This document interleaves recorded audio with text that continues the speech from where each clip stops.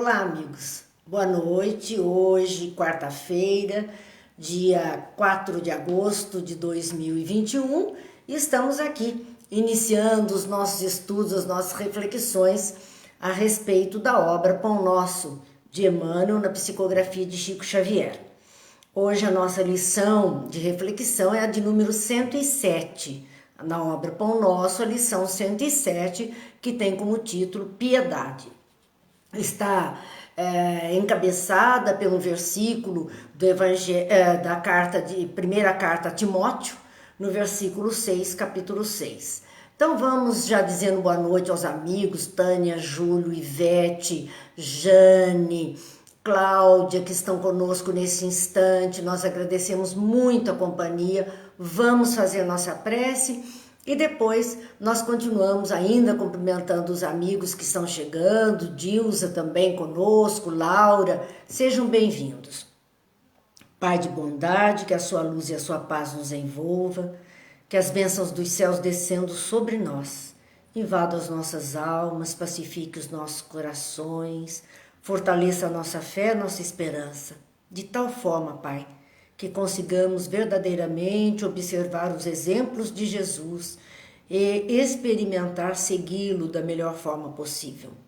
Assim agradecemos o amparo, a boa proteção, as intuições, a presença dos amigos espirituais junto de nós, tanto quanto dos amigos encarnados que partilham conosco da caminhada terrena. Abençoa-nos, Pai, hoje e sempre, que assim seja.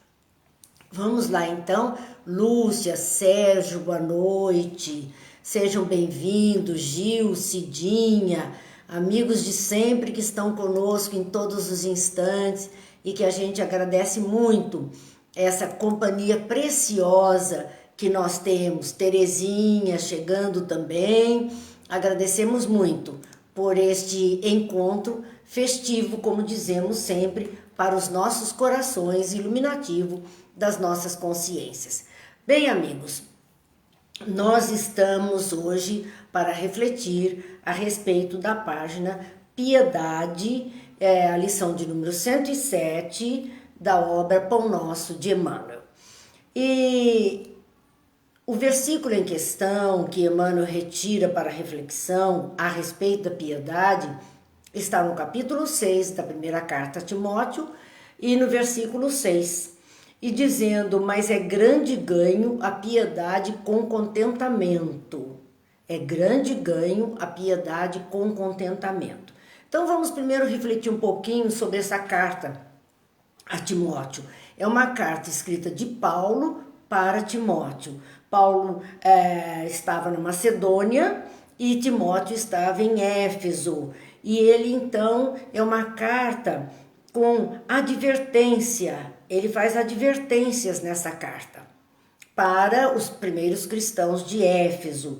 Então nós vamos ver ali esta carta desde o capítulo 1 dela, versículo 3, 4, e nós vamos seguindo logo o início, a abertura da carta, após os cumprimentos de Paulo, nós vamos ver Paulo fazendo advertência para alguns que não ensinem outra doutrina, nem se deem fábulas e genealogias intermináveis, que mais produzem questões do que edificação de Deus.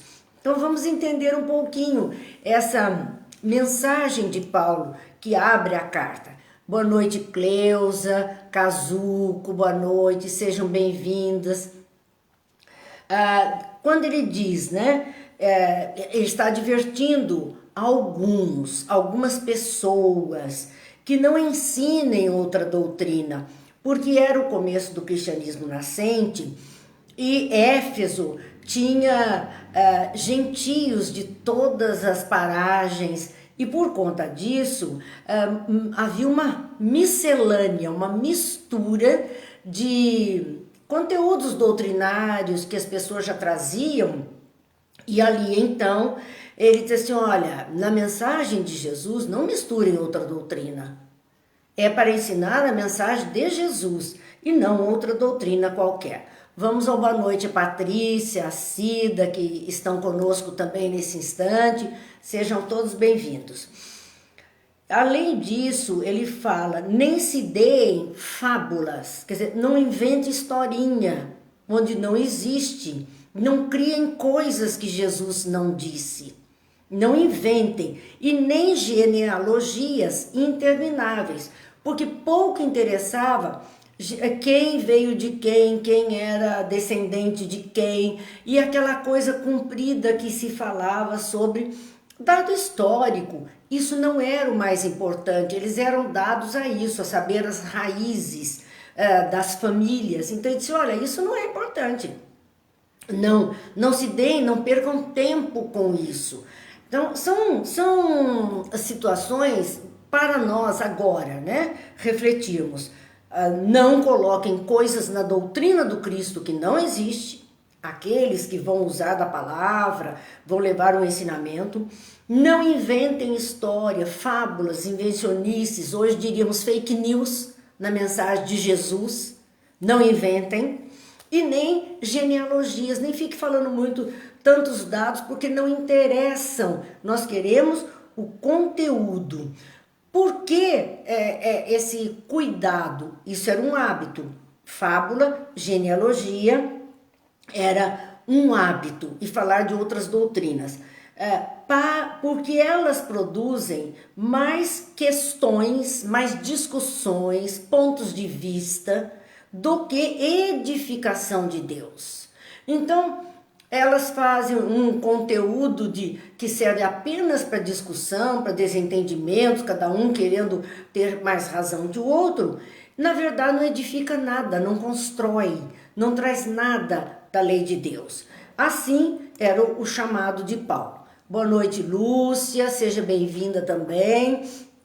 Alguns amigos estão passando aqui, mas é que no notebook eu não estou vendo, apenas a anotação no celular, então escapa um pouquinho, mas perdoem, sintam-se todos bem-vindos.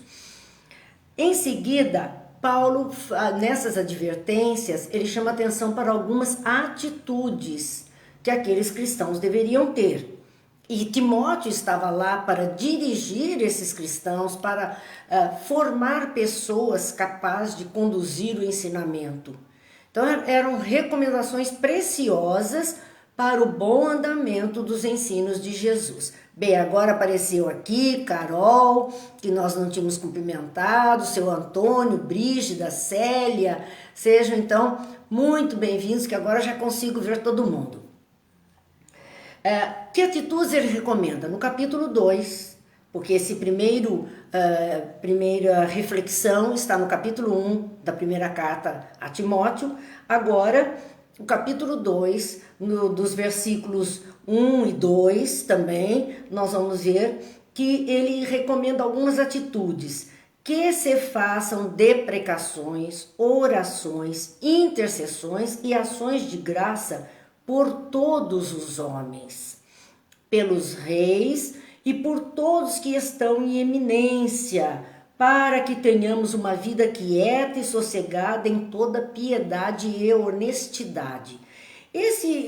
Olha, parece que Paulo escreveu isso aqui para hoje, para os nossos dias. Uma recomendação para os cristãos que estão vivendo essa efervescência no mundo, especialmente no Brasil, por conta de toda a política que estamos vivendo.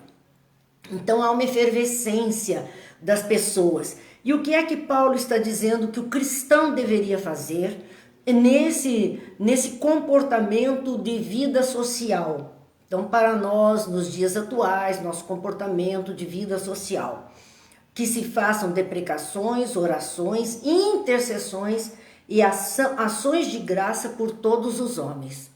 Então, é intensificar em momentos mais difíceis, em momentos de mais conflitos, em momentos que aparentemente são caos diante dos nossos olhos.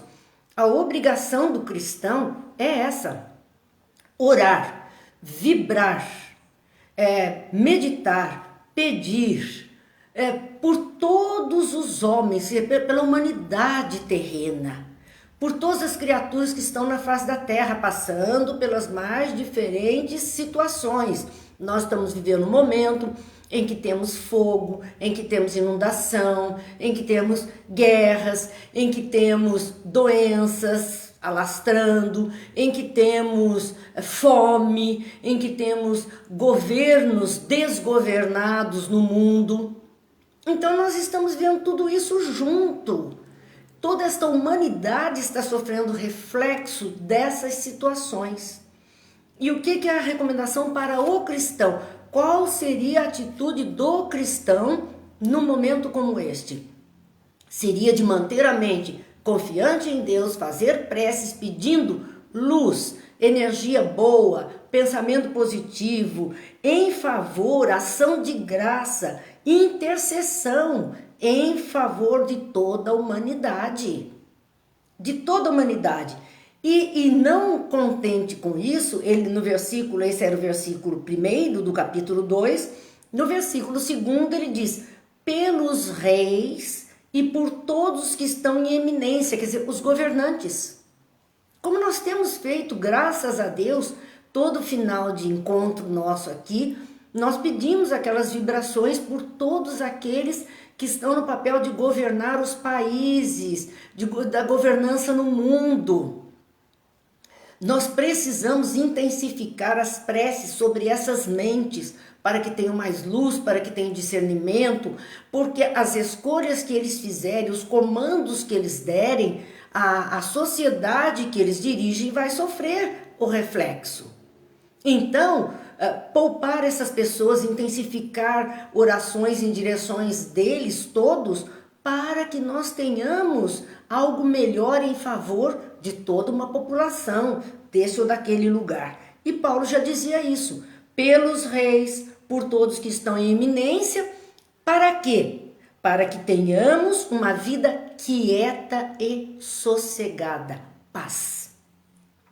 Para que tenhamos paz, para que a nossa vida transcorra em equilíbrio, em harmonia.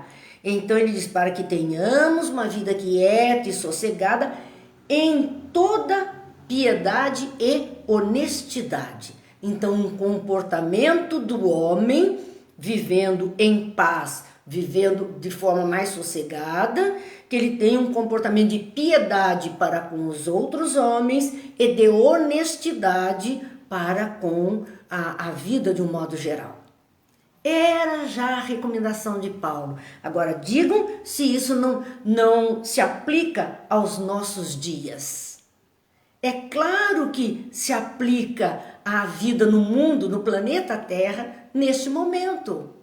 Então a recomendação a esses cristãos de Éfeso, que Paulo está fazendo nessa carta a Timóteo, se aplica a todos nós. Se lá nós tínhamos muitos gentios, não se incomodem, porque o mundo está cheio de gentios do mesmo jeito. Pessoas envolvidas em outra forma de ver a vida, em materialismo, em paganismo, enfim, nós temos de tudo na face da terra. E é por isso que aquele convicto do ensinamento de Jesus tem que ter esse comportamento diferenciado na vida. E aí nós vamos para o versículo, aliás, o capítulo 5. O bom, meus amigos, é que todos pegassem as suas Bíblias ou o Novo Testamento. Este Novo Testamento aqui é encontrado muito em hotel, nas gavetinhas, nas cabeceiras de cama. E ele tem o Novo Testamento, os Salmos, o Apocalipse, então nós temos facilidade com ele. Veja que a letra aí está invertida, porque a gente não virou a imagem, né? Mas muitos conhecem esta obra. Não é uma Bíblia inteira, mas é parte dela, e as cartas estão aqui. Fácil acesso. Pega essa carta de Timóteo, essa carta a Timóteo, a primeira carta a Timóteo, leiam. Vocês vão se assombrar com o que Paulo dizia e recomendava aos cristãos da época. Parece que é para hoje, daria para sair em qualquer canal de televisão como recomendação de comportamento à vida social, à humanidade na vida social. Então, no capítulo 5, ele diz assim, não repreendas asperamente os anciãos, mas admoesta-os como a pais, aos seus pais.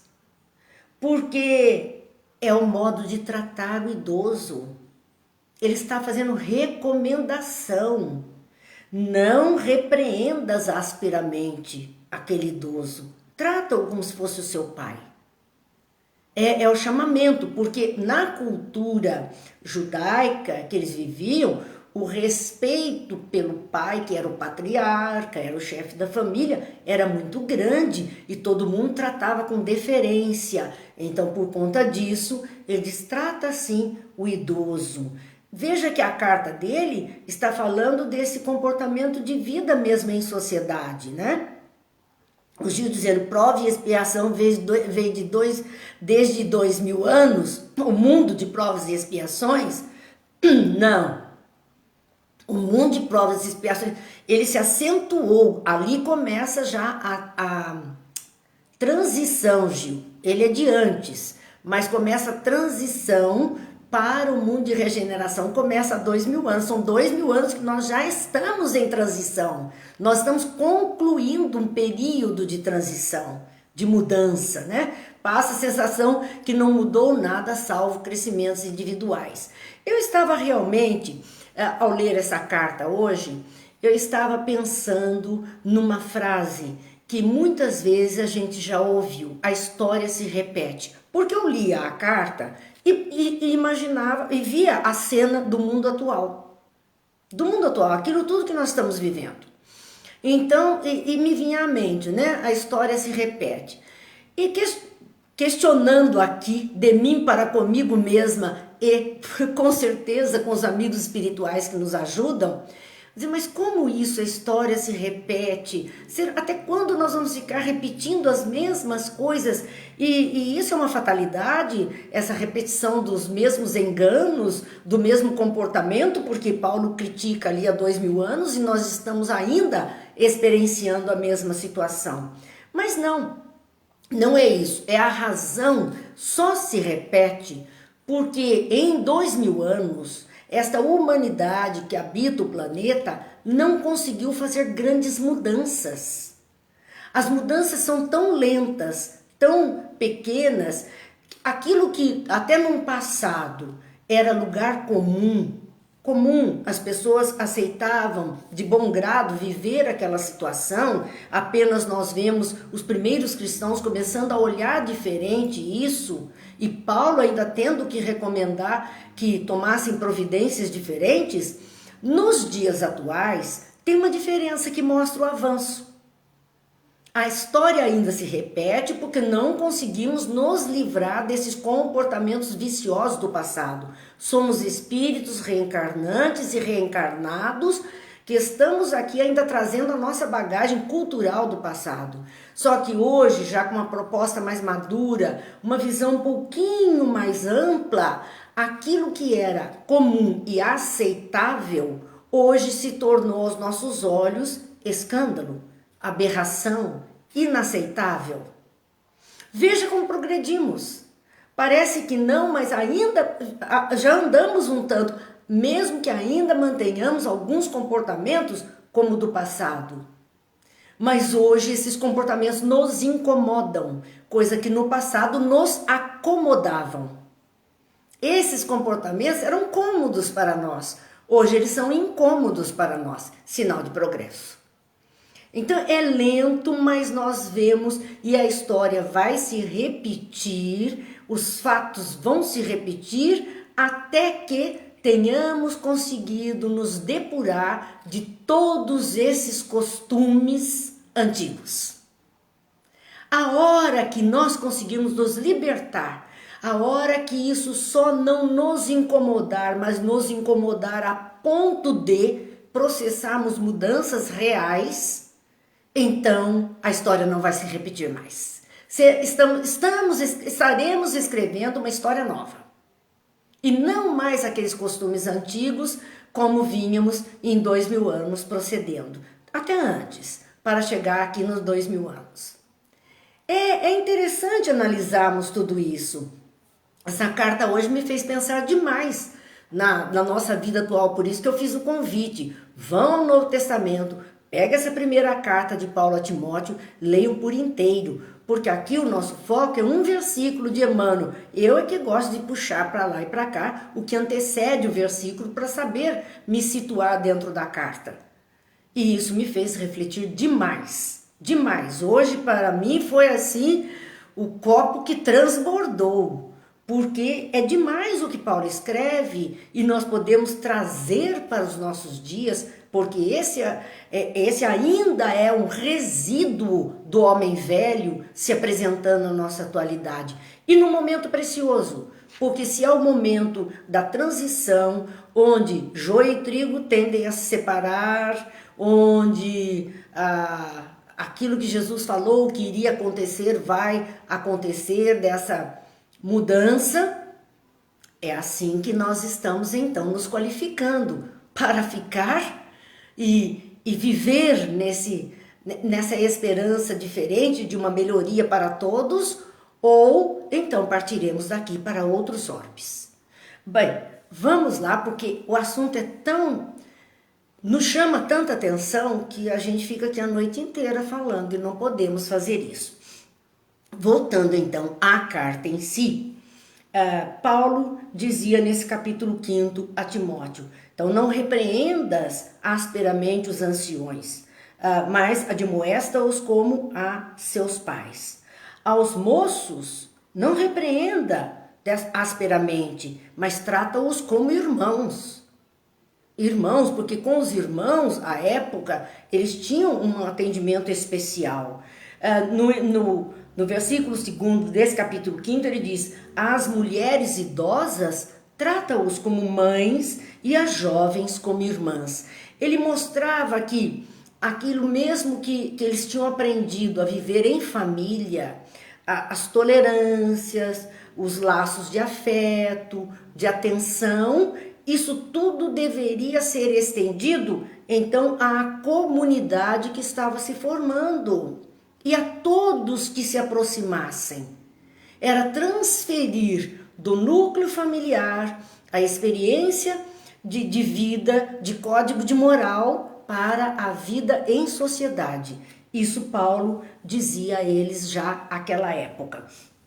No versículo 6, no capítulo 6, versículo 3, ele diz: se alguém ensina alguma outra doutrina e se não conforma a do segundo a piedade.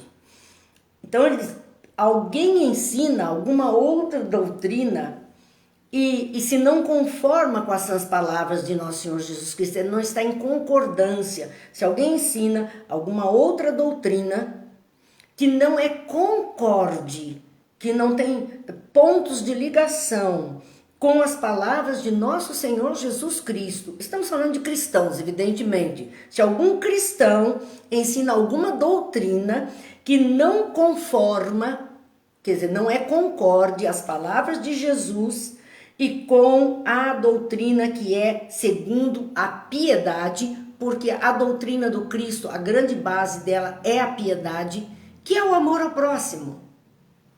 Então, se algum cristão ensina coisa contrária a esse tipo de informação de Jesus, é soberbo e nada sabe.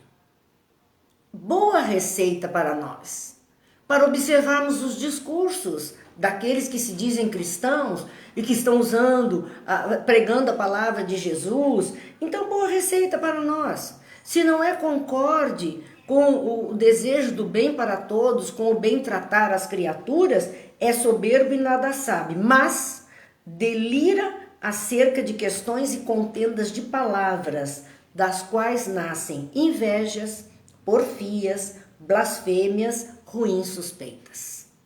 Então, quando se coloca coisas no discurso de Jesus que ele não disse, que ele não ensinou, e que não há concordância com a lei do amor que ele veio ensinar, esta criatura está usando da soberba. Na verdade, ele não sabe nada. É uma criatura que está falando por conta própria, usando em vão o nome de Jesus. mas falando por conta própria. E ele delira acerca de questões e contendas de palavras, das quais nascem invejas, porque é isso que vai acontecer. Blasfêmias, porfias, ruins suspeitas, e ainda ele continua, contendas de homens corruptos de entendimento. Entendimentos que se vendem, que mudam, que se corrompem pelos interesses materiais. Muitas vezes, em nome de Jesus, nós vemos esse tipo de coisa. Interesses materiais ali e usando para isso o nome de Jesus.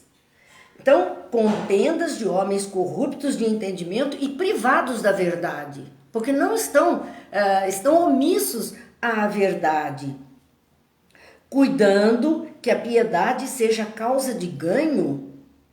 Se nós temos a intenção de seguir os ensinos de Jesus e que a piedade verdadeiramente se exerça, aparta-te dos tais. Que receita fantástica! Nós não temos que discutir, nós não temos que brigar, nós não temos que partir para as contendas, para as blasfêmias. Nós não temos que fazer isso.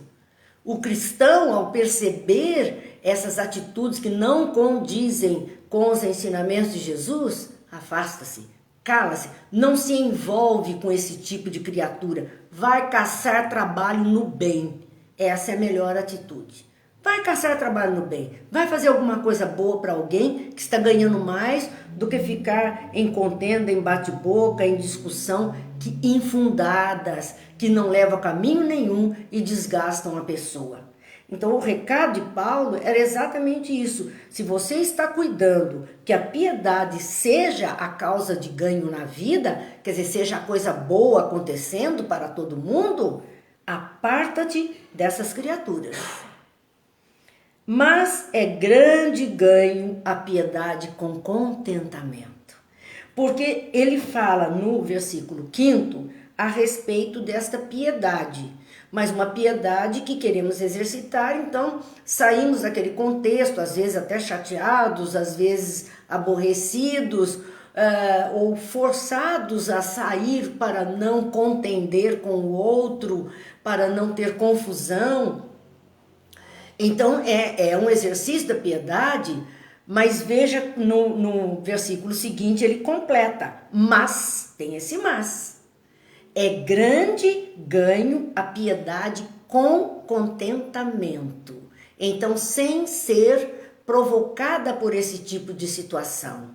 A piedade como uma escolha, um conceito que Jesus nos trouxe e que vamos aplicando em nossas vidas, independente dos outros. Vamos aplicando pelo nosso próprio coração, ficando felizes em atender o outro, em ajudar o outro de alguma forma. Então essa era a carta, quer dizer, trechinhos da carta que eu peguei até chegar no versículo que nós queríamos. Mas como disse, é bom ler a carta inteira, porque ela tem um conteúdo fantástico. E nos faz pensar muito, muito sobre a vida atual no planeta, sobre tudo que estamos vivendo, ela nos ajuda a pensar. É fantástico observar que tem 2000 anos de escrita.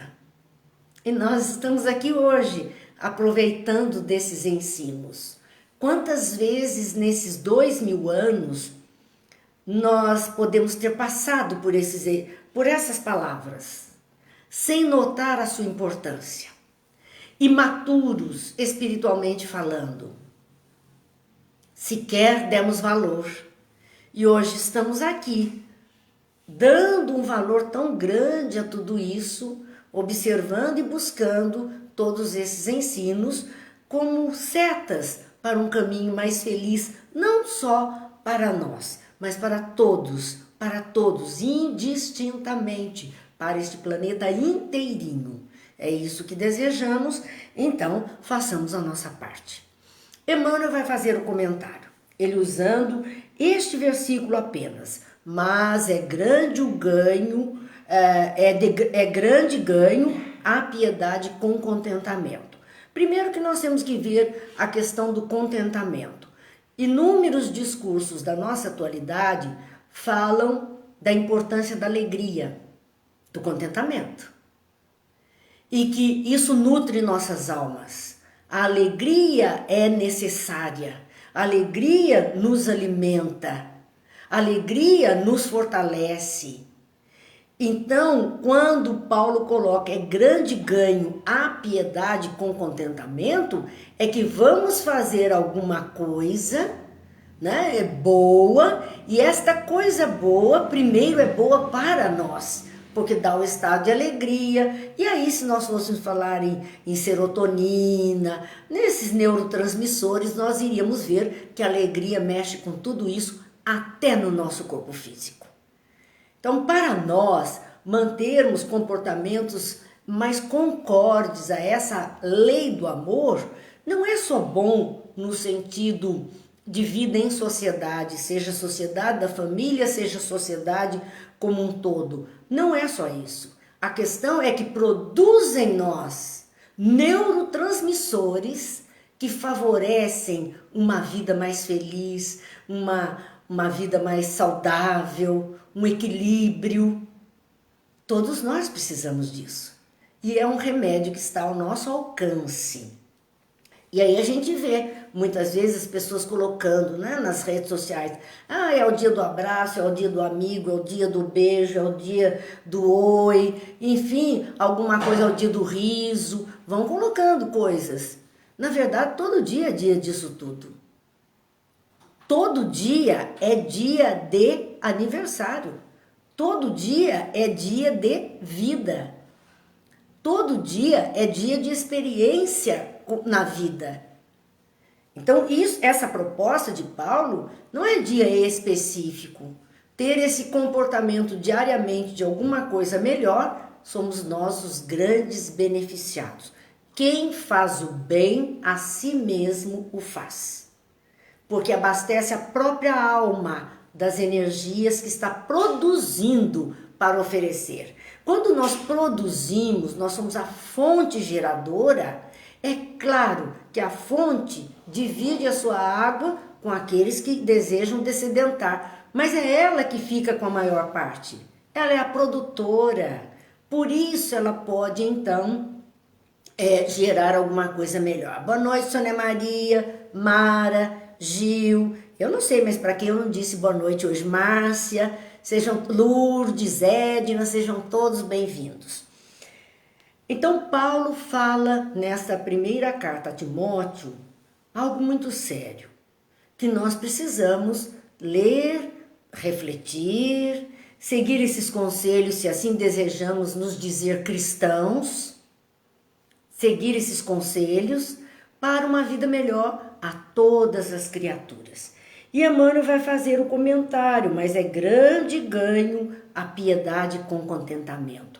Não é uma piedade por obrigatoriedade, não é um auxílio de cara amarrada, mas é por prazer de ajudar, por gosto de fazer, por querer oferecer alguma coisa melhor mesmo, por sentir-se feliz em poder ajudar de alguma forma outra criatura.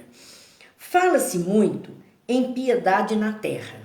Fala-se demais, né? Os discursos, os convites, as atitudes piedosas são sempre, nós vemos sempre em pauta. Mas, quando nos referimos a semelhante virtude, dificilmente discernimos entre compaixão e humilhação. Então, olha o que Emmanuel está dizendo de tão sério. A piedade é uma virtude que vamos desenvolvendo. Vamos aprendendo, vamos exercitando até que ela se incorpore verdadeiramente ao nosso modo de ser. Então, ela é uma virtude. Mas quando se fala dessa virtude chamada piedade na face da terra, nós fazemos confusão entre compaixão e humilhação. Colocamos tudo isso no pacote da piedade. Então, ele vai explicar sobre isso, né? Sobre esse comportamento que nós misturamos dentro da proposta de piedade, misturamos então a compaixão e a humilhação. As pessoas dizem, eu ajudo. palavras de Emmanuel, não são minhas, né? Eu ajudo, mas este homem é um viciado. Então, nós vamos fazer alguma coisa, mas já estamos rotulando aquela criatura como uma criatura errada. Então, veja que a nossa compaixão está ali, tá? Mas eu vou fazer esse exercício de humilhação, humilhando, diminuindo o outro. Eu ajudo, mas ele é um viciado. Eu atenderei. Entretanto, essa mulher é ignorante e má. Quer dizer, eu vou atender aquilo que ela está solicitando, mas ela não serve. Eu penalizo-me da dor do outro. Contudo, esse irmão é ingrato e cruel. Tenho pena do que ele está vivendo, mas ele é ingrato e cruel. Quer dizer, eu estou dizendo, ele merece, né? Compadeço-me, todavia, trata-se de pessoa imprestável. Então, há uma mistura dentro do exercício da piedade, da compaixão, com a humilhação. E Emmanuel diz, tais afirmativas são reiteradas a cada passo por lábios que se afirmam cristãos. Realmente, de maneira geral, só encontramos na terra essa compaixão de voz macia e mãos espinhosas. Boa noite, Geraldo, que está chegando também.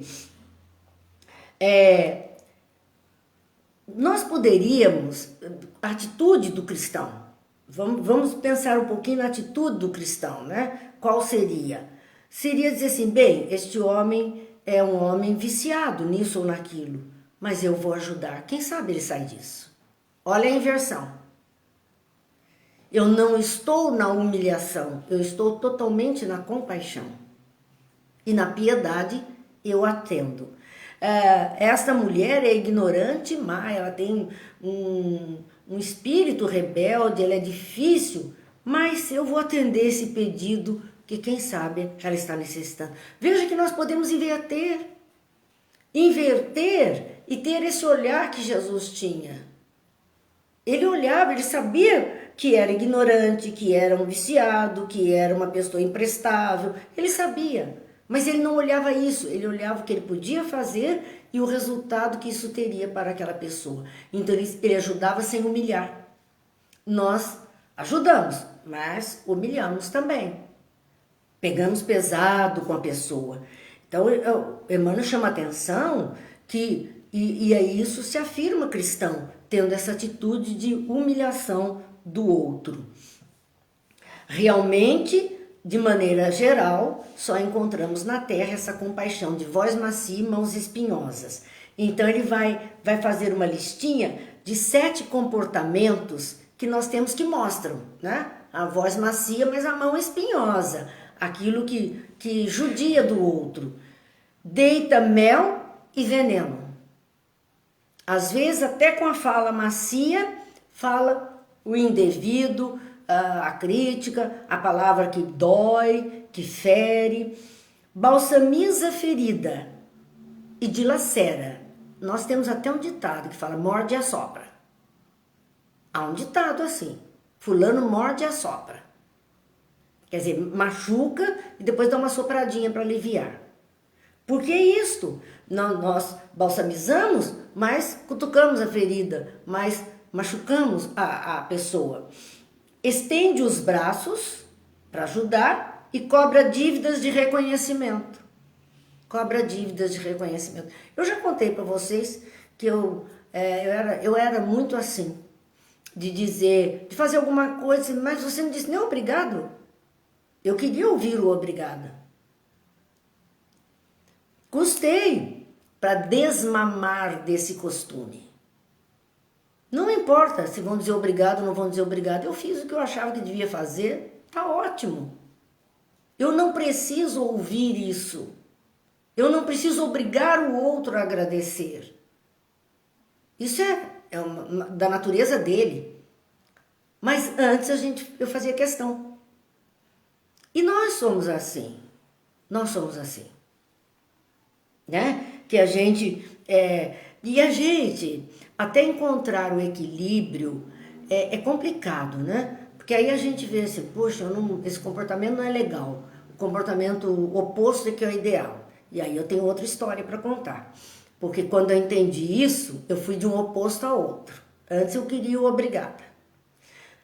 Depois que eu entendi, eu falei, não é assim, é minha obrigação fazer. E aí uma pessoa, uma vez, primeira vez que ela foi ao centro, essa pessoa se tornou uma grande amiga e já desencarnou.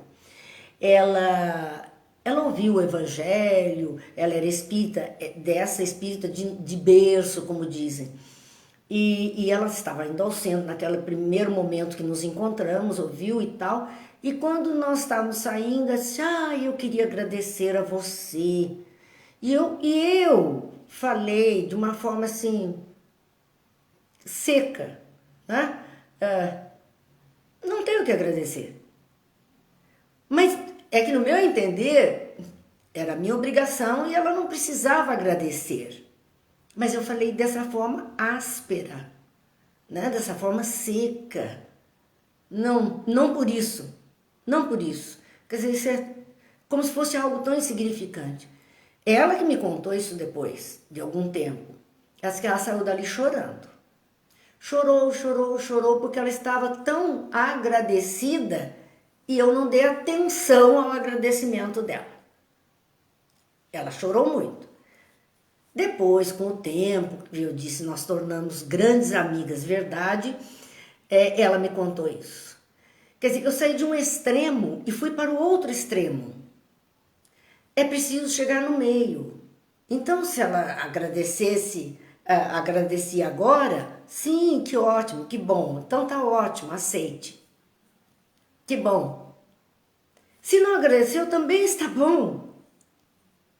Porque é uma questão dela, não é uma questão minha. E eu tenho que dar atenção àquilo que vem a mim. E agradecer, eu agradeço. Ou até posso esquecer de agradecer, porque achando também que é natural, sei lá. Mas vejam que nós saímos até acharmos um ponto de equilíbrio. Nós lutamos com o homem velho que está em nós. Com os costumes anteriores que estão em nós. Conscientemente, nós queremos mudar. Vimos qual é o comportamento ideal e queremos mudar. Mas nem sempre conseguimos mudar efetivamente. Né? Não conseguimos mudar. O Gil perguntando se é uma forma de orgulho. Eu não sei a que ele se refere, o não agradecer, conforme a pessoa, pode ser uma forma de orgulho. Conforme a pessoa está fazendo um exercício de mudança, não seria um orgulho, mas seria fidelidade à mudança. Depende. Por isso que nós não podemos julgar. Não tem como julgar. Então depende as razões que fazem com que nos comportemos dessa ou daquela forma. Até chegarmos a um ponto de maturidade, a um ponto de equilíbrio, onde vamos acalmando um pouco, e aquilo que Paulo diz, deixemos as discussões, os desentendimentos, procuremos a tranquilidade, a paz, até chegar a isso, é uma longa jornada. É uma longa jornada. Dr. Antônio Carlos Costardi, ele tinha e tem, no livro dele, Quebrando o Espelho, ele tem no final do livro um gráfico que ele chamava Árvore da Vida. E vamos ver se eu me recordo todo do gráfico aqui na cabeça. A Árvore da Vida, de início, nós somos 100% instintos, né? No início da jornada de espíritos.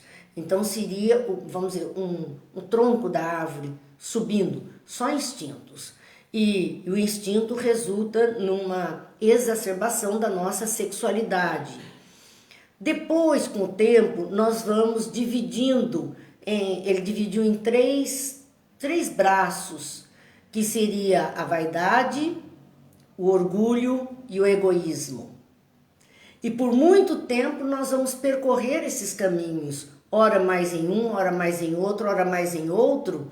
Então, na caminhada evolutiva, nós vamos percorrendo esses caminhos da vaidade, do orgulho e do egoísmo. Mas também aí, esses galhos crescendo, esses vertentes crescendo, nós vamos chegar à maturidade do espírito, onde atravessaremos o mar da serenidade, como ele chamava. Há um momento da nossa trajetória evolutiva onde chegaremos a esse mar da serenidade, ou seja, a consciência desperta. Saímos do instinto 100% e fomos abrandando isso a chegar à consciência, atitudes inteligentes, consciência. Deixamos o instinto para ir para os sentimentos. A partir do mar da serenidade, que é um divisor de águas, é o momento em que o espírito decide as suas mudanças e opta por outros caminhos. Então nós vamos transformar aquele orgulho, aquela vaidade e aquele egoísmo em humildade, em caridade, em amor. E vamos juntar tudo isso, a humildade, a caridade, a fraternidade, a solidariedade, vamos juntar porque isso compõe o amor na sua expressão maior. E aí, quando saímos disso, voltamos a fechar e ter um canal. E vivendo nessa maturidade de espírito, nessa canalização dessas forças sexuais da alma, que são forças que nos conduzem, né? Que saímos do instinto, desbravamos pelo egoísmo, a vaidade, o orgulho, atravessamos o mar da serenidade, que é a maturidade do espírito, e voltamos isso para a humildade, a caridade e a simplicidade do ser, a fraternidade. Voltamos para essas virtudes e aí somamos isso em amor e vamos desenvolvendo, refinando cada vez mais a chegar no que ele colocou como céu. Mas o céu é esse estado de alma, de paz, de tranquilidade, de harmonia, de sapiência, de maturidade espiritual. É a trajetória. Por isso que não dá para a gente julgar. Não dá.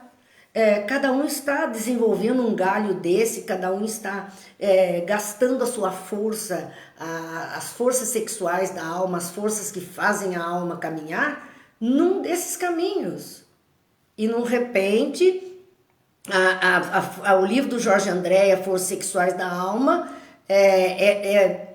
não é isso que o Dr. Costard falou, viu, Lúcia? Você está colocando aí, não é. O Jorge André trata em outro caminho dessas forças sexuais da alma. Mas Dr. Costard tem esse gráfico fantástico, que é para a gente estudar, refletir, analisar e ver a que ponto iremos, saindo do instinto para chegar ao sentimento mais nobre, que é o amor na maturidade do espírito. Mas o nosso comportamento, por hora, está dentro dessa galhada, né? Da vaidade, do orgulho, do egoísmo, ora mais para lá, ora mais para cá. Ainda estamos gastando nossas energias nesses pontos. Por isso, diz Emmanuel que socorre e espanca. Quer dizer, nós temos comportamento dúbio, né? Muitas vezes, deita mel e veneno, balsamiza e fere, sempre uma dualidade de comportamento. Ainda não conseguimos convergir para um ponto e ter uma unicidade de comportamento. E aí ele diz, compara e desestimula, oferece boas palavras e lança reptos hostis, quer dizer, outras palavras, outros conceitos que dificultam. Sacia a fome dos viajores da experiência com pães recheados de fel. É ainda um comportamento que nós estamos trazendo.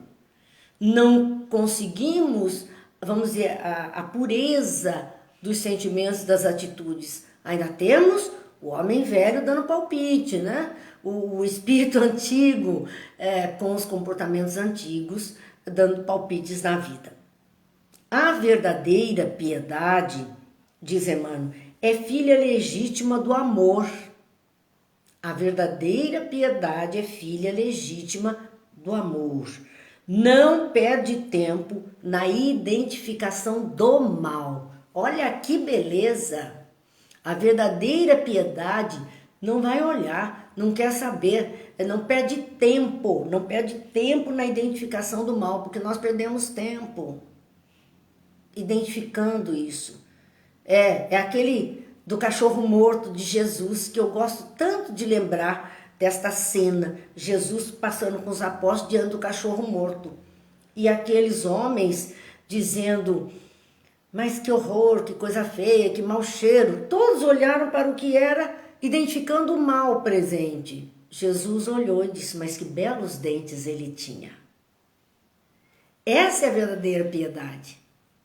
É procurar se fixar em alguma coisa boa e não ficar perdendo tempo identificando o mal aqui e ali. Ele está presente, mas se já no livro dos Espíritos foi questionado ao mundo espiritual por que é que os maus têm tanta força no mundo, o que eles disseram? Porque os bons são omissos. Então ficam discutindo outras coisas e esquecem de exercitar a bondade, enquanto os maus estão constantemente exercitando a maldade. Nós somos omissos na atitude do bem. É aí que nós somos omissos, a atitude do bem. E os maus são aptos na atitude do mal. Por isso precisamos olhar para nós mesmos, para o nosso modo de ser. Ele dizia mais, a verdadeira piedade interessa-se excessivamente no bem, para descurar-se dele em troca de ninharias. Está tão ocupado em fazer o bem que não tem tempo de pensar no mal, que não tem tempo de largar o bem por causa de bobagem.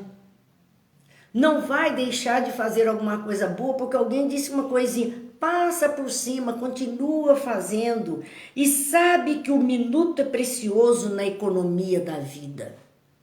Quando nós olhamos que um minuto, tem 60 segundos, é muita coisa. É muita coisa acontece. Muita coisa. E é tão precioso. Às vezes a gente diz, se eu tivesse um minuto a mais. Por um minuto a mais, acontece um acidente ou a menos. Um minuto. Um minuto se perde uma condução e se livra de alguma dificuldade. Por um minuto, nós acabamos nos comprometendo em alguma causa. Então são coisas que nós temos que pensar e valorar, dar valor ao nosso dia, à nossa vida, a cada minuto do nosso existir, ocupando mesmo esses minutos de forma melhor, de forma mais consciente. O Evangelho não nos fala dessa piedade mentirosa, cheia de ilusões e exigências. O Evangelho simplesmente diz, ama. Foi o que Jesus disse. Ama a Deus sobre todas as coisas, ama ao próximo como a si mesmo. Não falou mais nada a respeito. Aquele que abraça a vida cristã encontra recursos de auxiliar alegremente. É um prazer auxiliar. Satisfaz a vida, servir. Como nós dissemos, só serve quem tem o que servir. Só é servido quem carece de alguma coisa, quem precisa. Então é melhor servir do que ser servido. É melhor ter para oferecer do que precisar pedir, do que estar em falta. Então, por conta disso, o verdadeiro cristão encontra recursos de auxiliar alegremente. E recursos não são só recursos materiais. Não foi. Os recursos todos que a vida nos oferece são recursos intelectuais, são recursos da nossa prece. Não foi isso que Paulo pediu ali, naquela carta de início? Ora, rende ação de graças pelos governantes, pelos reis, por aqueles que estão nas posições. Foi isso que ele pediu, vibra. Isto é vida cristã. Pedir tudo isso, né? A Lúcia dizendo que Abigail falou para o Paulo ama. Ela não falou só ama, né?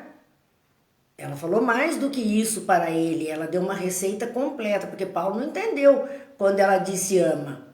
Ele saiu amando todo mundo e levou chumbo. As pessoas acharam que ele estava ficando doidinho. Então ele volta desesperado para Abigail. E ela diz, trabalha. E ele saiu fazendo, e as pessoas também não reconheciam. E Paulo ficou agastado por causa disso. Volta ele em crise, as crises depressivas de Paulo, onde ele viu o espírito de Abigail. Aí ela disse, trabalha, espera. Há um tempo entre o que se executa, entre o exercício do amar, entre o exercício do fazer, há um tempo de espera para ver o resultado. E ela dizia por cima, perdoa. Porque ele ficou esperando e não viu o resultado como ele queria. Então ela diz, perdoa. É aquilo, perdoa, que Jesus disse, eles não sabem o que fazem. Então ela disse a Paulo, ama, trabalha, espera e perdoa. É esse exercício completo que envolve toda a piedade que Jesus ensinou. Que não é tão fácil, que nós estamos exercitando, nós tropeçamos, mas podemos tentar, né? Podemos nos esforçar para isso. Então ela continua dizendo, aquele que abraça a vida cristã não se prende às teias da crítica destrutiva, porque existe crítica construtiva, mas existe muita crítica destrutiva. E se a pessoa vai se prender à crítica destrutiva, ela não vai fazer nada. Não vai fazer nada. Né? Então, não se prenda a isso. Faz o que tem de fazer. Sabe semear o bem, fortificar-lhe os germes, cultivar-lhe os rebentos e esperar-lhe a frutificação. Olha que Emmanuel coloca o bem como uma árvore. Como uma árvore. Diz, sabe semear o bem, a sementinha do bem. Frutificar-lhe os germes. Fortificar-lhe os germes. Cuidar, né? Irrigar, arrotear a terra, adubar aquele germezinho, estaquear o bem, quer dizer, está zelando pelo bem. Cultivar os rebentos, todo cuidado quando ele surge, o resultado aqui, o resultado ali, vai tomando cuidado e esperar-lhe a frutificação. Por isso que ela disse a Paulo, ama, trabalha, espera e perdoa. É esse chamamento. Então Paulo, ele diz nesse versículo 6 do capítulo 6 da primeira carta a Timóteo, a piedade com contentamento, com a consciência, por saber o que está fazendo, é grande ganho para a alma. E em verdade, não sabemos de outra que nos possa trazer prosperidade ao coração. Então Emmanuel encerra nos incentivando a esse exercício que precisamos fazer constantemente. E assim, nós estamos também encerrando as reflexões desta noite. Agora, nossa água está aqui, como sempre trazemos, e vamos pedir a Jesus, aos bons amigos espirituais, que possam colocar os fluidos necessários nesta água, fluidos salutares, curadouros, fortificantes, calmantes, para cada um que for usufruir desse líquido precioso concedido por Deus a todos nós, base da vida na terra, possam ser fortificados, alimentados, acalmados, iluminados, para seguir a jornada com fé, com esperança e com alegria. Vamos também fazer a nossa prece, a Bezerra de Menezes, pedindo por todos que estão necessitando.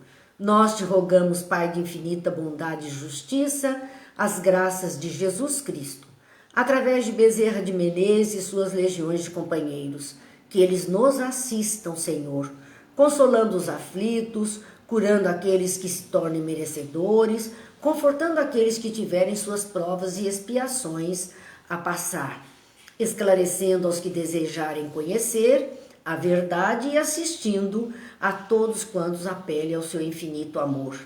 Jesus, divino portador da graça e da verdade, estende tuas mãos dadivosas em socorro daqueles que te reconhecem, o despenseiro fiel e prudente. Faze o divino modelo, através de tuas legiões consoladoras, de teus santos espíritos, a fim de que a fé se eleve, a esperança aumente, a bondade se expanda e o amor triunfe sobre todas as coisas. Bezerra de Menezes, apóstolo do bem e da paz. amigo dos humildes e dos enfermos. Movimenta as tuas falanges amigas em benefício daqueles que sofrem, sejam males físicos ou espirituais. Santos Espíritos, dignos obreiros do Senhor, derramai as graças e as curas sobre a humanidade sofredora, a fim de que as criaturas se tornem amigas da paz e do conhecimento, da harmonia e do perdão, semeando pelo mundo os divinos exemplos de Jesus Cristo. Que Deus nos abençoe, Jesus nos ilumine, ilumine a todos os lares, ilumine especialmente as consciências daqueles que estão nas governanças deste mundo, para que a paz se faça, a luz esteja presente, o bem na terra impere. Muita paz e até amanhã, se Deus quiser.